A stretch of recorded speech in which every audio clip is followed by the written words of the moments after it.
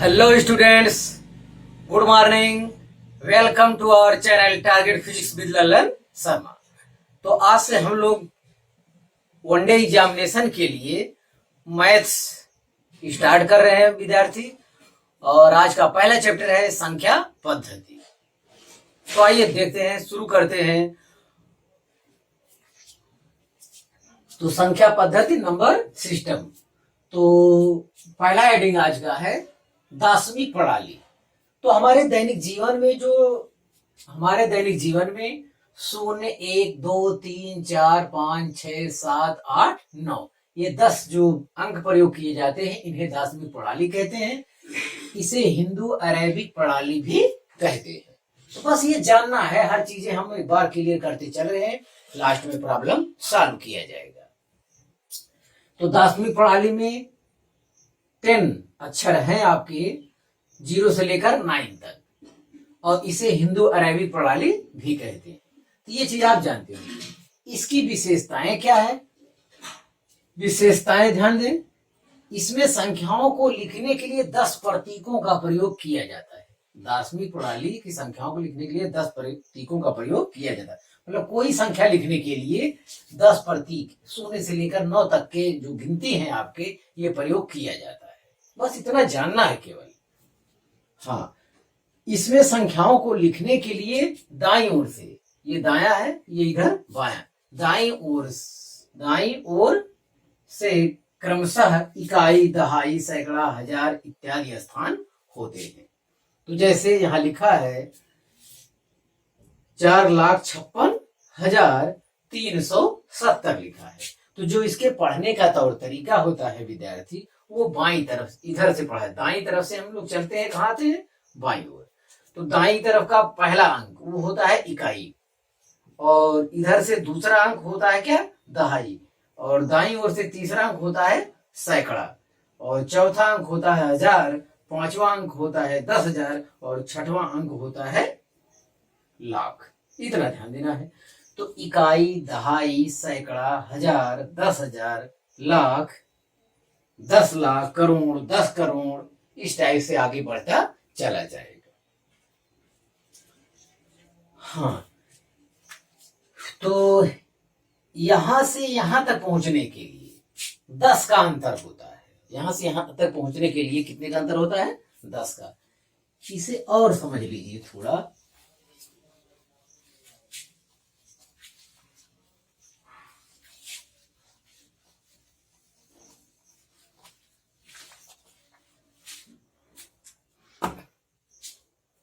Yes. तो इसे देखें, ये 4 लाख है, तो ऐसा कर सकते हैं। तो 4 के आगे सब 0 लिख देते हैं, 4 लाख हो जाएगा। 4 के आगे सब 0। यस। तो कितना हो रहा है? 4 का आगे 3 2 5, 3 2 5, इतना हो गया।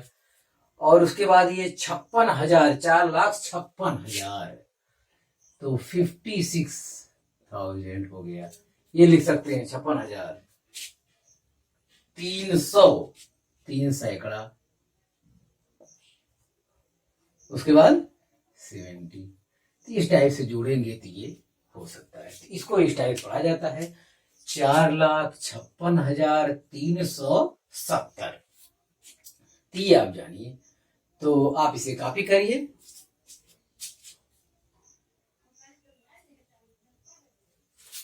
हाँ विद्यार्थी, अंकों के मान, अगला हेडिंग है अंकों के मान। अंकों के मान 2 प्रकार का होता है। एक वास्तविक मान कहा जाए, या जातीय मान कहा जाए, या शुद्ध मान कहा जाए। अगर इस टाइप की भाषा का प्रयोग होता है तो किसी भी संख्या का वास्तविक मान हमेशा स्थिर रहता है। जैसे संख्या 8,768 में अंक 8 के दोनों स्थानों का वास्तविक मान क्या है? 8 है। इतने में दोनों के स्थानों का वास्तविक मान क्या है? मतलब 8 हमेशा 8 ही रहेगा, वो चाहे जहां हो। ये यहां पे भी इसे 8 कहा जाएगा, यहां पे भी इसे 8 कहा जाएगा। यहाँ छह छह दूसरे नंबर पे है, सैकड़े वाले पे है, दहाई वाले पे है, तो ये 6 को 6 कहा जाएगा। तो 6 का कोई पूछे जाति मान या वास्तविक मान तो 6 होता है। 7 का वास्तविक मान 7 होता है।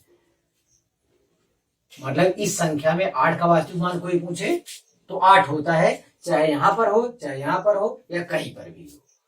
मतलब जो भी संख्या आप लिखते हो वास्तविक मान वही खुद वैल्यू होती है, जो कि बदलता नहीं है। मतलब वास्तविक मान या जाति मान कभी बदलता नहीं है। तो हर बात क्लियर करते चले। अब दूसरा होता है स्थानीय मान। तो किसी संख्या का वह मान जो स्थान विशेष के कारण होता है उसे स्थानीय मान कहा जाता है। यही उदाहरण फिर लेते हैं। जैसे संख्या 8768 में यहां बदल जाएगा में 1 8 का स्थानीय मान 8000 है। क्या है? 8000 है। यहां देखिए कैसे 8768 में इसका स्थानीय मान तो 8 है, लेकिन इसका स्थानीय मान लिखने का नियम ये है कि वो वैल्यू वहां पे रख दो, उसके बाद की जितनी गिनती बचती है क्या रख दो? 0। तो 8000 हो गया। तो ये इकाई वाले 8 का स्थानीय मान 8 होता है, जबकि इकाई, दहाई, सैकड़ा, हजार वाले का स्थानीय मान 8000 होगा यहाँ पे। तो स्थानीय मान लिखने के लिए बिल्कुल परेशान होने की जरूरत नहीं। इसी संख्या में कोई 7 का स्थानीय मान पूछ ले तो 7 का स्थानीय मान कितना हो जाएगा? 700 हो जाएगा। इसी संख्या में 8 पहले वाले इकाई वाले 8 का स्थानीय मान 8 होता है। इधर से पहले वाले का, इधर से, या कोई कह दे नंबरिंग कर दे भाई, फर्स्ट, सेकेंड, थर्ड, फोर्थ। तो फर्स्ट वाले 8 का स्थानीय मान कितना होता है? तो 8 होता है। सेकेंड वाले 8 का स्थानीय मान कितना होता है? तो 8 उतार लीजिए, उसके बाद जितना अंक बचता है 0 लग दीजिए, तो वो उसका क्या हो जाएगा? स्थानीय मान हो जाएगा। ध्यान दें, ये हो गया। कोई कहे कि 7 का स्थानीय मान बताइए, तो 7 उतार लीजिए, उसके बाद जितने अंक बचते हैं उसका स्थान क्या लिखते? 0, 700 जाए। 6 का कोई स्थानीय मान पूछे तो 6 उतार लीजिए, उसके बाद जो गिनती बचती है 0 है। मतलब हर अंक का स्थानीय मान हम आपको बता चुके हैं। तो विद्यार्थी कोई भी गिनती हो, कुछ भी लिखना चाहें तो सबका स्थानीय मान इस प्रकार से ज्ञात किया जाता है। तो हम नहीं समझते हैं कि इसमें कोई विशेष खूबी है, बस एक बार आपको हर बात बताते चलना है, हमको इतना हमें करना था। तो आपको ये ध्यान देना है, चाहे जो गिनती रहे, वास्तविक मान, जातीय मान कभी बदलता नहीं है, ये ध्यान देना है। जो भी जिसका जो पूछा जाएगा, 6 का वास्तविक मान यहाँ कितना? 6 है। जो भी गिनती पूछा जाएगा सब वास्तविक या जातीय मान होगा। स्थानीय मान में आपको ध्यान देना है, वो स्थान के कारण होता है। तो 8 इकाई पे है तो 8 ही होगा, 6 दहाई पे है तो 60 होगा। तो जिसका स्थानीय मान पूछा जाएगा उस गिनती को उतार लीजिए, उसके बाद दाहिनी तरफ जितने अंक बच रहे हैं उसके स्थान में क्या लिख दीजिए? 0। तो वो उसका स्थानीय मान हो जाएगा। तो हम समझते हैं ये आपको क्लियर हो गया होगा। आप इसे कॉपी कर लीजिए।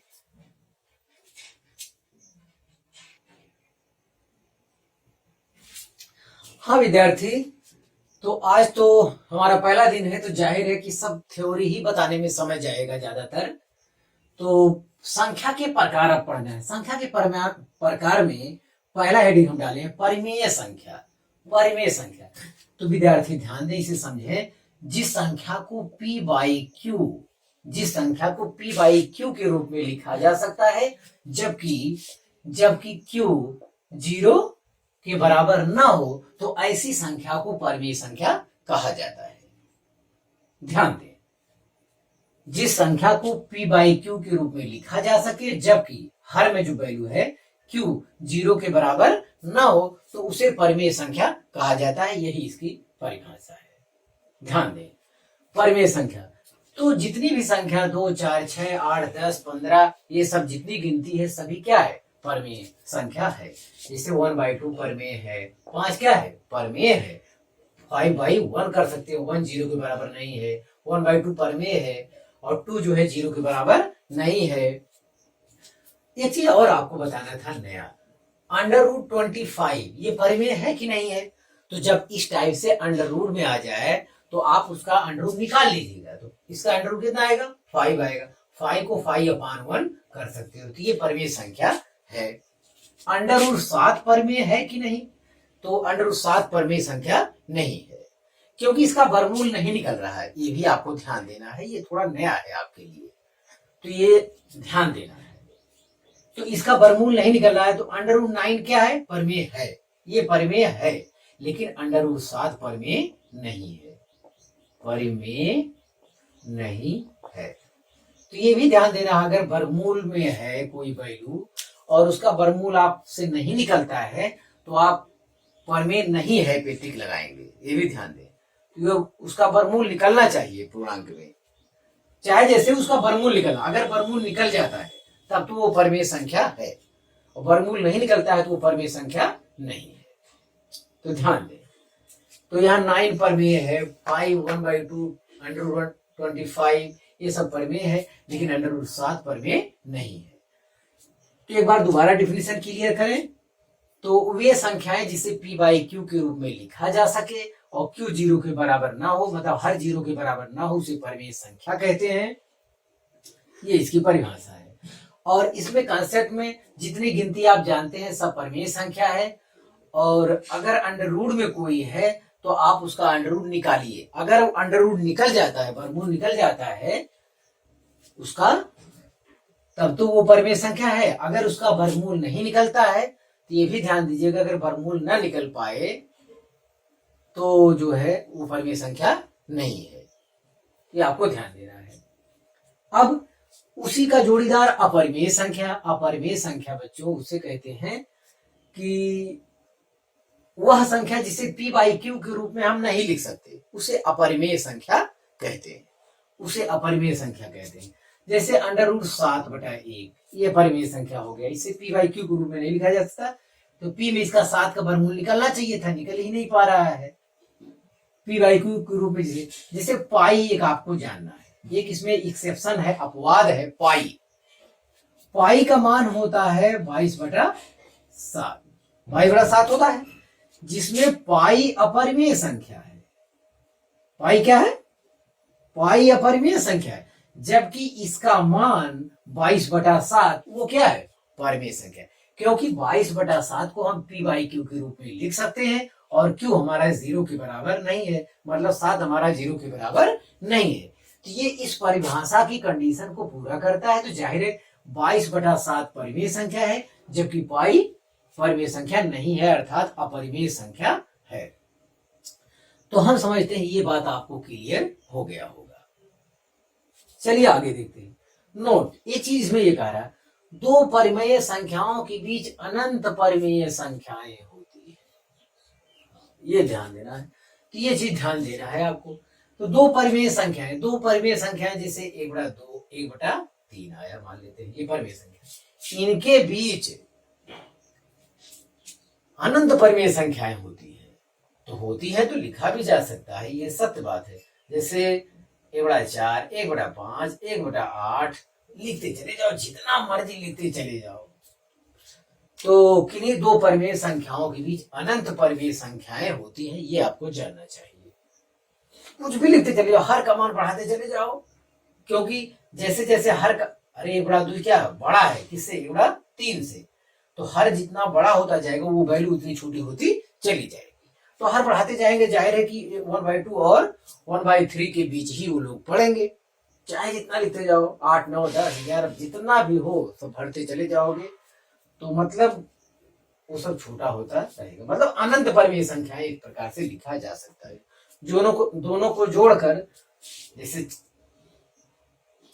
जैसे 4 5 ले लो, दोनों को जोड़कर बटा 2 करते जाओ, कभी खत्म ही नहीं होगा, हमेशा जोड़ते जाओ। 5 4 9/2 4.5 आया, 4.5 आया। अब इतना बटा 2 करो, फिर कुछ आएगा, फिर इतना बटा 2 करो, फिर आएगा, उनका बटा 2 करो, ऐसे करते चले जाओ, कभी खत्म ही नहीं होगा। तो ये बताना है आपको। हाँ, तो दो परिमेय संख्याओं के बीच अनंत परिमेय संख्याएं होती है, ये जानकारी दी। अगला हेडिंग 2 दिया है, रियल नंबर, वास्तविक संख्या किसे कहते हैं? तो सभी परिमेय और सभी अपरिमेय संख्याओं के योग को क्या कहते हैं? सभी परिमेय तथा सभी अपरिमेय संख्याएं वास्तविक संख्याएं कहलाती हैं। तो जितनी दुनिया में संख्या सभी परिमेय अपरिमेय वो सभी क्या कहलाएंगे? वास्तविक संख्याएं कहलाएंगे। तो ये आपको मतलब यहाँ पहचानना है, जानना है। प्राकृतिक संख्याएं, प्राकृतिक संख्याएं विद्यार्थी जो है एक से शुरू होता है, 1 2 3 सो ऑन इनफाइनाइट। तो एक से अनंत तक की जितनी गिनती है आपकी जानकारी में वो सभी क्या होती है? प्राकृतिक संख्याएं होती है। आपको ये ख्याल करना है कि प्राकृतिक संख्याएं एक से शुरू होती हैं और कहां तक रहती हैं? अनंत तक रहती है, एक से लेकर अनंत तक। प्राकृतिक संख्याएं ये है आपका, ये एक से लेकर अनंत तक है ये, तो ये सब पॉजिटिव भी है, आप देख रहे हैं। प्राकृतिक संख्याएं एक से लेकर अनंत तक होती है।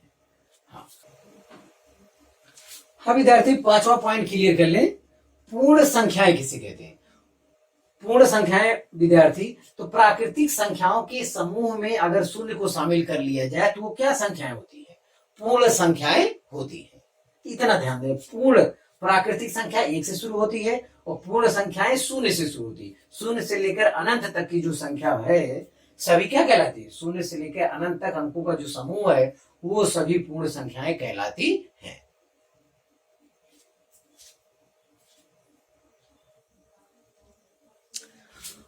हाँ विद्यार्थी, संख्या के प्रकार में कुछ और अध्ययन जारी रखते हैं। पूर्णांक संख्याएं किसे कहते हैं? तो पूर्णांक संख्याओं के अंतर्गत पूर्ण संख्याएं में शून्य से लेकर अनंत तक आए सभी पॉजिटिव थे तो उसे पूर्ण संख्या कहा गया। पूर्णांक संख्याएं अगर कहा जाता है विद्यार्थी, तो पूर्णांक संख्या में सभी ऋण पूर्णांक में -1 से शुरू होकर -1 -2 -3 सो ऑन ∞ तक सभी ऋण पूर्णांक +0 प्लस सभी धन पूर्णांक के योग को पूर्णांक संख्याएं कहते हैं। सभी ऋण पूर्णांक +0, सभी ऋण पूर्णांक तो रहेगा ही, शून्य रहेगा और सभी धन पूर्णांक रहेगा, तो ये सब मिला के क्या हो गया? पूर्णांक हो गया। या 60 में इसे कहा जाए तो -∞ से लेकर +∞ तक जितने वैल्यू हैं सभी पूर्णांक संख्याएं होती हैं। तो ये लिखेंगे कैसे? जैसे माइनस अनंत लिख दिए आप, अनंत या इनफाइनाइट, ये ऐसे कामा लगाए, तो ये -3 -2 और बीच में गिनती सब रहेंगे, मैं और कोई लिख थोड़ी पाएगा। इतना हो गया। माइनस के बाद क्या? 0 1 2 3 सो ऑन, लास्ट में इनफाइनाइट। तो -∞ से प्लस, तो ये इतना ऋण पूर्णांक हो जाएगा, ये 0 हो जाएगा, इतना धन पूर्णांक हो गया। तो वही डिफिनेशन आपका हो गया। अरे भाई, चार्ट में भी ऐसे ही पढ़ाया जाता है। ये शून्य हो गया, इधर 1 हो गया, 2 हो गया, इधर 3 दर्शाया जाता है, सो ऑन, इधर इन्फिनिटी हो जाएगा। और इधर हम लोग -1 -2 संख्या रेखा पर छोटे क्लासों में दर्शाया जाता है, तो ये -∞ हो जाएगा। इस प्रकार से इसको दर्शाया जाता है। तो हम समझते हैं विद्यार्थी, आपको पूर्णांक संख्याएं किसे कहते हैं? सभी ऋण पूर्णांक, शून्य और सभी धन पूर्णांक के समूह को क्या कहा जाता है? पूर्णांक संख्याएं कहा जाता है। मतलब 60 में -∞ से +∞ तक की सभी संख्याओं को क्या कहा जाता है? पूर्णांक संख्याएं कहा जाता है। हाँ, ऋण पूर्णांक की सबसे छोटी संख्या -∞, ये ज्ञात नहीं किया जा सकता। ऋण पूर्णांक, अब पूर्णांक भी दो प्रकार का होता है, ऋण पूर्णांक और धन पूर्णांक। ऋण पूर्णांक किसे कहते हैं? -1 से -∞ तक की संख्याओं को ऋण पूर्णांक कहते हैं। धन पूर्णांक किसे कहते हैं? +1 से ∞ तक की संख्याओं को के समूह को धन पूर्णांक संख्याएं कहते हैं। ऋण पूर्णांक संख्याओं की सबसे छोटी संख्या -∞ को ज्ञात नहीं किया जा सकता है, जबकि ऋण पूर्णांक की सबसे बड़ी संख्या क्या होती है? -1 होती है। ऋण पूर्णांक की सबसे बड़ी संख्या -1 होती है। यहाँ पे आप लोग ध्यान दें, इस बात को ध्यान दें। और धन पूर्णांक की सबसे बड़ी संख्या इनफाइनाइट, एक तो ज्ञात नहीं किया जा सकता, उससे पहले वाला भी ज्ञात नहीं किया जा सकता। हाँ, धन पूर्णांक की सबसे बड़ी संख्या, सबसे छोटी संख्या 1 हो सकती है। धन पूर्णांक की सबसे छोटी संख्या क्या है? 1 है, सबसे छोटी संख्या ये। और ऋण पूर्णांक की सबसे बड़ी संख्या -1 है, ये ध्यान देना है आपको। तो पूर्णांक के संबंध में इतनी जानकारी हमें देना था, हमने दिया है आपको। हाँ विद्यार्थी, अब इसे हम थोड़ा जगह खाली करते हैं। हम समझ गए कि आपको ये आ गया होगा। अब विद्यार्थी आइए, सम संख्याएं। तो ये सभी संख्याएं जो 2 से विभाजित हो जाती हैं सम संख्याएं कहलाती है। तो ये तो बहुत आसान है, जो भी संख्याएं हैं अगर 2 से विभाजित हो जाती है तो हम उसे क्या कहते हैं? सम संख्या कहते हैं। इसके और प्रॉपर्टी हैं, सब अध्ययन आगे किया जाएगा, अभी डिफिनीशन आप केवल समझे। सम संख्याएं वे संख्याएं होती हैं जो 2 से विभाजित हो जाती है। अब 2 से विभाजित कौन होती है? विभाज्य का कंसेप्ट है, आगे पढ़ा जाएगा, ध्यान दें। तो वे सभी संख्याएं जो 2 से विभाजित हो जाती हैं सम संख्याएं कहलाती हैं। ये 10 2 से विभाजित होता है तो सम संख्या कहलाएगी, और 25 ये 2 से विभाजित नहीं होता तो सम संख्या नहीं कहलाएगी। तो इस टाइप से है, जो भी 2 से विभाजित होते हैं वे सभी संख्याएं क्या कहलाती हैं? सम संख्याएं कहलाती हैं। तो 2, 4, 6, 8, 10, 12 जितनी भी संख्याएं हैं दुनिया में जो 2 से विभाजित हो रही हैं वो सभी सम संख्याएं कहलाती हैं। चलिए देखते हैं विषम संख्याएं। वे सभी संख्याएं जो 2 से विभाजित नहीं होती हैं विषम संख्याएं कहलाती हैं, जैसे 1, 3, 5, 7, 9, 11 सोआन बहुत सारे मिलेंगे। तो ये आपको ध्यान देना, ये विषम संख्याएं हैं। विषम संख्याएं वे संख्याएं होती हैं जो 2 से विभाजित नहीं होती। हर बात को क्लियर करते चले ताकि न्यूमेरिकल में कोई समस्या ना हो। यस, हाँ विद्यार्थी, ये भी हम समझते हैं क्लियर हो गया होगा। वे सभी संख्याएं जो 2 से विभाजित नहीं होती हैं विषम संख्याएं कहलाती हैं, जैसे 1, 3, 5, 7, 9, 11, 13, 17, 30 टाइप से जो भी आएगा, वो 15 भी है, सब इस टाइप से जो 2 से विभाजित नहीं होते वो सभी विषम संख्याएं कहलाती है। तो ये हमें यहां बताना था। अब आइए भाज्य संख्याएं। भाज्य संख्या किसे कहते हैं? भाज्य का मतलब जो कट जाता हो। वे संख्याएं, देखिए हर संख्या दुनिया में जितनी संख्या है विद्यार्थी, वो 1 से कटता है और स्वयं से कटता है। ये तो हमेशा होता है, जितनी संख्या होती है वो 1 से भी कटता है और स्वयं से कटता है। इसमें कोई बड़ी बात नहीं है, दुनिया की हर संख्या स्वयं और 1 से तो कट ही जाता है। जैसे 8/1, 1 अट्ठे 8 ऐसे कर दिया, और 8/8 स्वयं से कटता ही है, तो ये तो सब कटते हैं। 7/7 7 भी 7 से कट जाएगा, 1 7 7 वो भी कटता है। भाज्य संख्याएं वे संख्याएं होती हैं जो 1 और खुद के अतिरिक्त, स्वयं के अतिरिक्त किसी अन्य संख्या से कट जाए, उसे भाज्य संख्या कहते हैं। 1 से और स्वयं के अतिरिक्त किसी संख्या से कट जाए उसे क्या कहते हैं? भाज्य संख्या कहते हैं। तो जैसे 15 हमारा क्या है? 1 से कटेगा, वो 15 स्वयं से कटेगा, लेकिन 1 और 15 के अलावा 15 के अलावा वो किससे कट रहा है? 3 5 15 और 5 से भी कट रहा है। तो ये संख्या क्या कहलाएंगी? भाज्य संख्या कहलाएंगी। विद्यार्थी ध्यान दें, भाज्य संख्याएं वे संख्याएं होती हैं जो 1 और स्वयं के अतिरिक्त किसी भी संख्या से कट जाए, उसे हम लोग क्या कहते हैं? भाज्य संख्याएं कहते हैं। और अभाज्य इसका जोड़ीदार है। 100% इसका उल्टा होता है साहब, 100% इसका उल्टा होता है।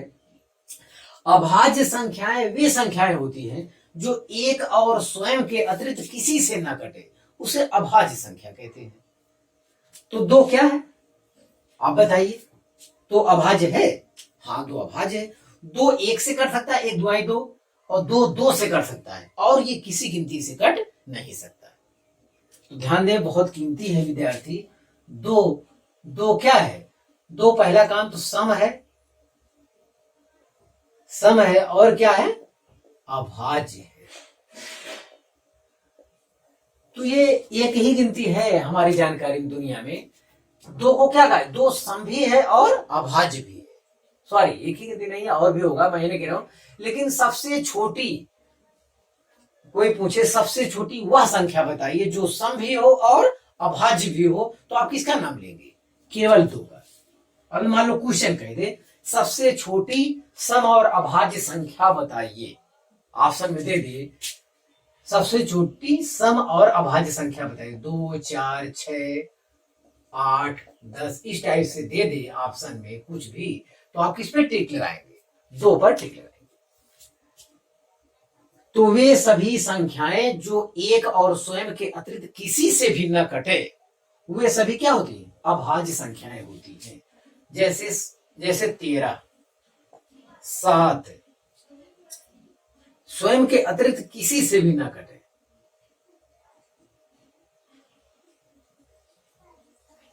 स्वयं के अतिरिक्त किसी से भी न कटे, एक और स्वयं के अतिरिक्त किसी से भी न कटे, वो सभी संख्याएं क्या होती? अभाज्य संख्याएं होती।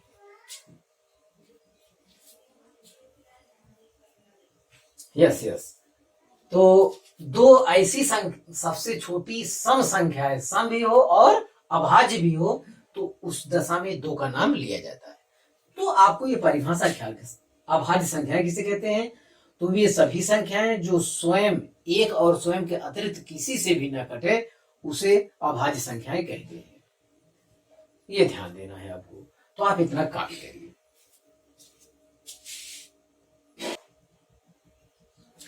हाँ विद्यार्थी, भाज्य और अभाज्य पढ़ा रहे थे।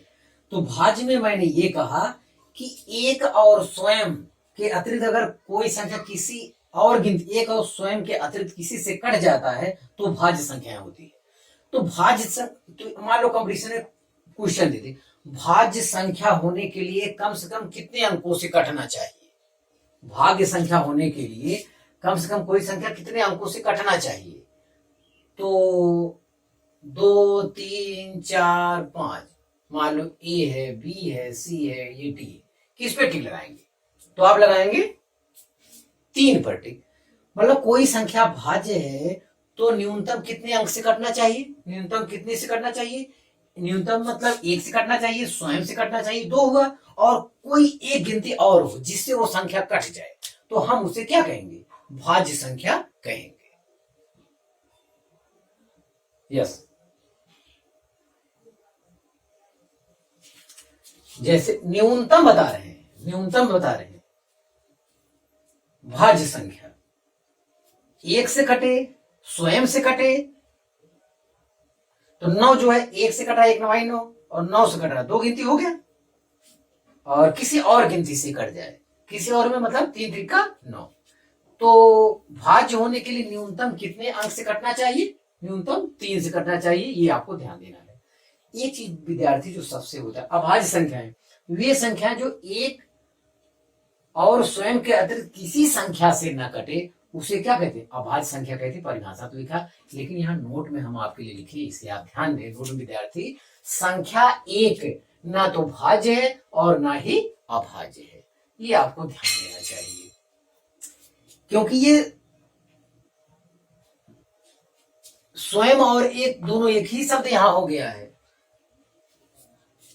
स्वयं और एक दोनों एक ही शब्द हो गया है, तो ये जो है परिभाषा में फिट नहीं बैठ रहा है। तो ये ना तो ये भाज्य में आएगा ना तो अभाज्य में आएगा। ध्यान दें, भाज्य संख्याएं अभाज्य संख्याएं जो होंगी वो 2 से शुरू किया जाएगा। अभाज्य संख्याएं कहां शुरू किया जाए? 2, 3, 5, 7, 13, 17 इस टाइप से शुरू किया जाएगा। तो और प्रॉब्लम को हल करते रहेंगे, आप बिल्कुल परेशान ना हो। तो आप इसे कॉपी करिए।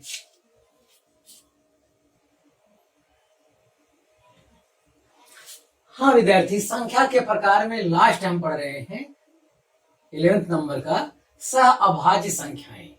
संख्याओं के ऐसे जुड़े जिसमें एक के अतिरिक्त कोई अन्य गुणनफल उभयनिष्ठ न हो, उसे क्या कहते हैं? सह अभाज्य संख्याएं कहते हैं। सह अभाज्य संख्या में जैसे 7 और 3, इसमें भी 1 गुणे 7 लिख सकते हैं, 3 को भी 1 गुणे 3 लिख सकते हैं। तो मतलब एक ही उभयनिष्ठ मिलेगा, केवल एक, ओनली वन, एक गिनती यही एक है जो मिलेगा। 4 7 में क्या है? इसे 1 गुणे क्या कर सकते हैं? 1 गुणे 4 कर सकते हैं और 1 गुणे 7 कर सकते हैं, और कोई उभयनिष्ठ गुणनखंड यहाँ मिले। इन दोनों में एक ही है, जो बाहर आ सकता है वो गिनती कौन है? एक। उभयनिष्ठ होना चाहिए। इसको ऐसा दो टुकड़े, इसे 2 गुणे 2 कर दोगे, इसे 1 गुणे 7 करोगे, उभयनिष्ठ क्या बाहर आएगा? कुछ नहीं बाहर आएगा, तो वो नहीं होगा। उभयनिष्ठ जो दोनों में से बाहर 15 17, 15 में 3 गुणे 5 3 बचे 15, 3 गुणे 5 कर सकते हो, 17 को कुछ नहीं लिख सकते, 1 गुणे 17 कर सकते हो। उभयनिष्ठ क्या आएगा? कुछ है ही नहीं है। तो कुछ नहीं है तो एक माना जाता है। 3 बचे 15, 1 गुणे 3 गुणे 5 कर दिए, और तो एक इसमें भी शामिल है, एक इसमें भी शामिल है, एक बाहर कर लिए। तो ऐसी संख्याओं को विद्यार्थी जिसमें केवल एक के अतिरिक्त कोई अन्य गुणनखंड उभयनिष्ठ ना हो, उसे क्या कहते हैं? सह अभाज्य संख्याएं कहते हैं। तो मैं तो आज इंट्रोडक्शन कर रहा हूं आपका, तो हर छोटी छोटी चीज क्लियर कर रहा हूं। प्रॉब्लम तो आने वाले कल में ही शायद हल हो पाए, आज तो अभी नियम चल रहा है। तो विद्यार्थी संख्या के प्रकार में समाप्त हुआ। अब एक शून्य संबंधी जानकारी जो आपसे शेयर करना चाहेंगे वो है, हाँ, शून्य संख्या के सामान्य नियम। शून्य संख्या के सामान्य नियम विद्यार्थी ये देखें। शून्य संख्या के सामान्य नियम के तहत ये है, जैसे x कोई गिनती है, x प्लस 0 कितना आएगा? x ही आएगा। 0 जोड़ने से 0 घटाने से कोई प्रभाव नहीं पड़ता, लेकिन किसी संख्या में 0 से गुणा कर दिया जाए तो संख्या 0 हो जाती है। ये ध्यान देना है, जानते होंगे सब लोग। और शून्य में किसी गिनती से भाग देने से शून्य आता है, जैसे 0/3, आंसर कितना आएगा? आंसर 0 ही आएगा। सॉरी, आंसर कितना आएगा? 0/3, आंसर कितना आएगा? 0 ही आएगा। ये ध्यान देना है। हाँ, ये ध्यान ना। और बच्चों अगर कोई जैसे 5/0, ये अपरिभाषित है। जो इनफाइनाइट लिखा है, इनफाइनाइट का मतलब होता है इसे डिफाइन नहीं किया जा सकता, परिभाषित नहीं किया जा सकता, तो ये अपरिभाषित है, इसका कोई मतलब नहीं है, ये चीज वैलिड नहीं है। किसी गिनती में हम शून्य से भाग दे तो क्या होता है? उसे इनफाइनाइट लिख देते हैं, परिभाषित है, परिभाषित नहीं है। हाँ, किसी गिनती की पावर 0 लगा हो तो उसका मान क्या होता है? 1 होता है। अगर ये जानना चाहते हैं कैसे होता है तो ये हम आपको बता सकते हैं, ये हम आपको बता सकते हैं। जैसे किसी गिनती, जैसे कहीं लिखा हो 5/0, इसका मान कितना होता है? 1 होता है। ये होता क्यों है? ये चीज हम आपको बता दे रहे हैं। जैसे विद्यार्थी x⁻m अपान x⁻m, इसे लिख सकते हैं x⁻m माइनस m। ये हो गया क्या? x⁻0, m से m के कितना? समीकरण 1 हो गया, समीकरण 1 हो गया। इसे कर सकते हैं x⁻m अपान x⁻m, इसे x⁻m अपान x⁻m लिख के काट दें, इतना 1 के इतना 1 के, मतलब 1/1 बराबर कितना है? 1। समीकरण 2 कर दें। समीकरण 1 व 2 से, समीकरण 1 व 2 से, समीकरण 1 व 2 से विद्यार्थी ये दोनों बायां पक्ष बराबर अगर हैं तो ये दायां पक्ष भी क्या होगा? बराबर होगा। x⁻0 = 1। तो ये हमें यह बताना था आपसे, तो आज से ख्याल करना है किसी की पावर 0 = क्या होता है? 1 होता है। तो आप इसे कॉपी करिए।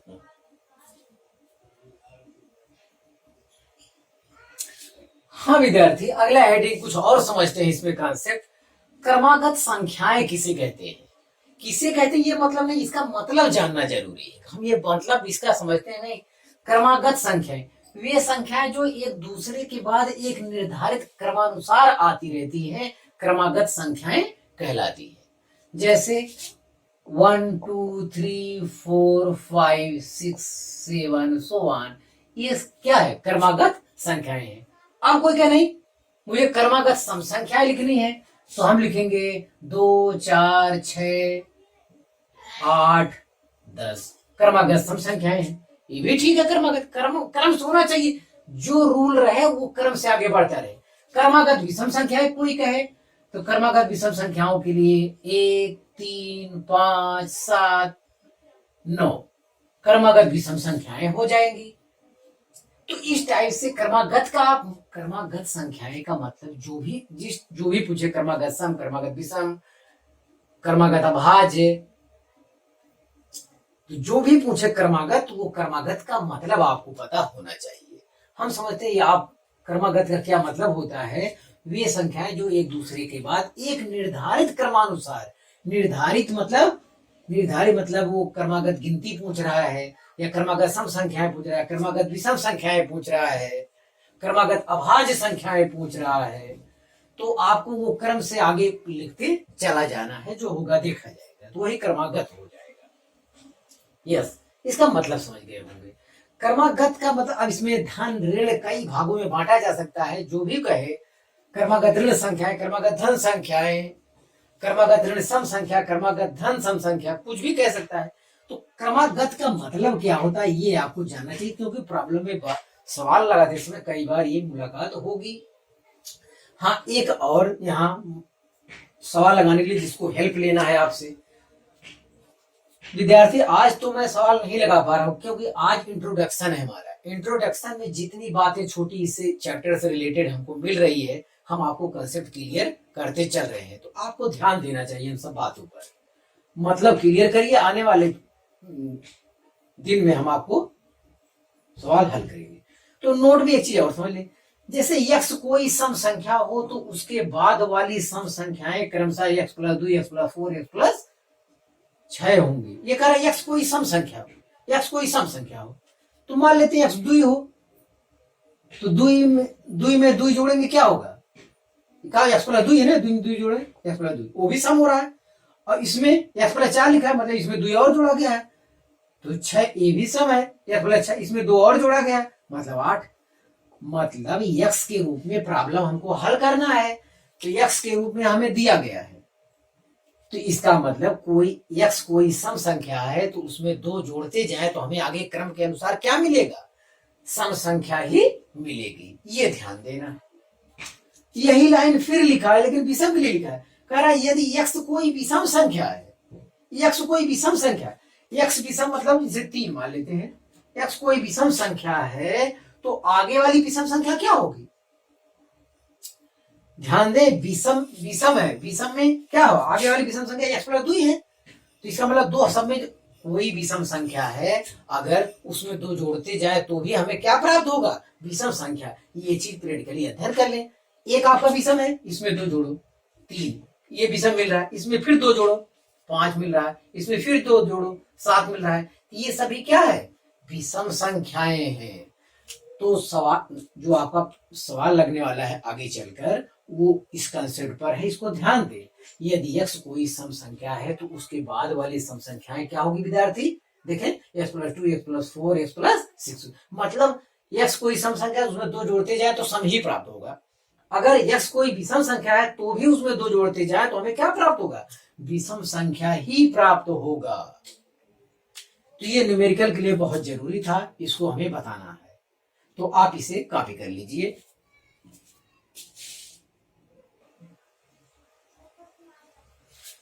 हाँ विद्यार्थी, अभाज्य संख्या की पहचान कैसे करेंगे, जैसे कई 241 कुछ और ऐसे ऐसे बड़े बड़े अंक दे देंगे, तो हम कैसे जानेंगे उसका अभाज्य संख्या क्या है, तो ये तो बड़ी दिक्कत है। अभाज्य संख्या, अगर ये अभाज्य संख्या है तो एक और स्वयं के अतिरिक्त कटना किसी और गिनती से कटना नहीं चाहिए। अगर इस शर्त का पालन करता है तो हम इसे अभाज्य संख्या कहेंगे। जिसे 241 अभाज्य संख्या है या नहीं, इसे जांच करना है, या कोई संख्या दे दे, तो इसका क्या नियम है, कैसे ज्ञात करेंगे बड़ी बड़ी संख्या का, तो एक और स्वयं से तो हर गिनती कटता है, क्या इसकी अतिरिक्त कोई गिनती है कटने वाला, तो एक तरीका तो ये 241 लिखिए, एक और स्वयं के अतिरिक्त चेक करिए, 2 से देखिए कटता है, नहीं कट रहा है, 3 से देखिए कटता है, नहीं कट रहा है, 4 से देखिए कटता है कि नहीं कट रहा है, 5 से देखिए कटता है कि नहीं कट रहा है, तो नहीं कट रहा है तो ऐसे ढूंढते जाइए कुछ दूर तक, लेकिन कहां तक जाएंगे, ये भी तो एक प्रॉब्लम है। 1 2 3 4 5 से ऐसे चेक करते कहां तक जाएंगे, तो कहां तक जाएंगे, एक कम से कम एक बाउंड्री तो होना चाहिए, यहां से यहां तक ही हमें चेक करना है। इतने में से अगर किसी गिनती से कट जाता है तो ये भाज्य हो जाएगा, और अगर नहीं कटता है तो ये क्या हो जाएगा, अभाज्य हो जाएगा। तो ध्यान दे विद्यार्थी, जो भी संख्या दी हुई है इसके बाद वाला कोई संख्या ऐसा करिए कि जो जिसका कि वो किसी संख्या का पूर्ण वर्ग मतलब वर्गमूल निकल जाए। इसके बाद की कौन सी संख्या है जिसका वर्गमूल है, 242 इसका वर्ग 43 44 45 46, हाँ विद्यार्थी, तो इसके बाद वही 256 एक गिनती मिल रहा है, एक संख्या मिल रही है, 241 के बाद 256 एक संख्या मिल रही है जिसका वर्गमूल निकाला जाए। तो आपको ये ध्यान देना है कि इसके बाद वो संख्या लिखनी है, इसके बाद जो भी सबसे पहले पड़ जाए वो संख्या लिखना है जिसका आपको वर्गमूल मिल जाए, जिसका वर्गमूल निकल जाए। तो इसके 241 के बाद 256 ही एक संख्या है जिसका वर्गमूल निकल जाएगा। तो मान लो इतना हम कर लिए, 241 के बाद वो संख्या प्राप्त कर लिए जिसका वर्गमूल निकल जाए। तो इसका वर्गमूल कितना होगा विद्यार्थी? वो होगा 16। अब 16 का खंड करिए, 16 तक के गिनती में अभाज्य ज्ञात करिए। जैसे 2 है, 3 है, 5 है, 7 है, 11 है, 13 है, 14, 15, ये नहीं, बस अब विद्यार्थी इतना कन्फर्म हो गया है। क्या हो गया है? कन्फर्म हो गया, हमारा रास्ता कन्फर्म हो गया है। तो अभाज्य संख्या की पहचान करना है या भाज्य की पहचान करना है तो तरीका ये है कि जो संख्या दी रही हो उसके बाद वाली कोई ऐसी संख्या लिखिए जिसका वर्गमूल निकल सके। तो वर्गमूल निकल जाए, जो संख्या जैसे 16 आया, अब 1 से 16 तक की वो गिनती लिखिए, 1 से 16 तक की वो गिनती लिखिए जो कि अभाज्य हो। तो 2 है, 3 है, 5, 7, 11, 13, ये 1 से 16 के बीच में हमको मिल जा रहे हैं। 14, 15, 16 ये जो है किसी न किसी गिनती से कट जाते हैं, तो अभाज्य नहीं है। क्या है? अभाज्य नहीं है। तो ये अभाज्य है, अभाज्य मुझे चाहिए, मतलब 1 से 16 तक की गिनती लीजिए जो अभाज्य मिल गया। अब आपको इतना है 3, 3, 6, ये 6 गिनती से अगर नहीं, 6 गिनती से अगर कट जाता है, इन 6 में से किसी से कट जाता है तो हम उसे कहेंगे क्या? भाज्य संख्या कहेंगे। अगर इन 6 गिनती में से किसी से ये नहीं कटता है तो हम उसे क्या कहेंगे? अभाज्य कहेंगे। तो दोनों कॉन्सेप्ट आपका क्लियर होगा, भाज्य भाज्य दोनों की पहचान यहां से विद्यार्थी हो जाएगी। तो हम देख रहे हैं कि 241 इसमें किसी गिनती से कट नहीं रहा है, ना तो 11 से कट रहा है, ना तो 13 से कट रहा है, और किसी गिनती से ये कट ही नहीं रहा है। तो 241 क्या है यहाँ पे? 241 हमारा है विद्यार्थी अभाज्य संख्या। ये क्या है? अभाज्य। अगर 241 जो भी यहाँ संख्या लेंगे, अगर इन अभाज्य संख्याओं में किसी से कट जाता है तब वो संख्या भाज्य हो जाएगी। तो विद्यार्थी इतना कंसेप्ट हमें बताना था। हम जितना संख्या पद्धति में इंट्रोडक्शन हमें बताना था, इंट्रोडक्शन संबंधी छोटी छोटी बात सब क्लियर किए। आने वाले कल में विद्यार्थी हम फार्मूला आपको बताएंगे, फार्मूले पर आधारित सूत्र बताएंगे और ट्रिक पर आधारित प्रॉब्लम बताएंगे। पहले फार्मूले पर हम लोग सवाल लगाएंगे और फार्मूले पर जब हमें ज्ञान हो जाएगा तब ट्रिक।